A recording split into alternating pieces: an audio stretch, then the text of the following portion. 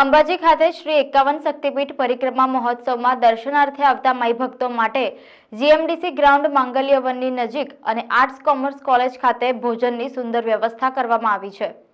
આ મહોત્સવમાં પ્રતિદિન લગભગ 40,000 કરતા વધુ માઈ ભક્તો નિઃશુલ્ક ભોજનનો લાભ લઈ રહ્યા છે। પરિવહન, પરિક્રમા અને ભોજન પ્રસાદની નિઃશુલ્ક વ્યવસ્થાઓથી આવનાર શ્રદ્ધાળુઓ કોઈપણ જાતની અગવડ વિના પોતાની યાત્રા શરૂ કરી રહ્યા છે। लाखों माई भक्तो भोजन ने मां अंबाने प्रसाद ग्रहण करी रह्या छे अने सरकार द्वारा करवामां आवेल व्यवस्थाओं अने सुविधाओं बदल सरकारनो आभार मानी रह्या छे।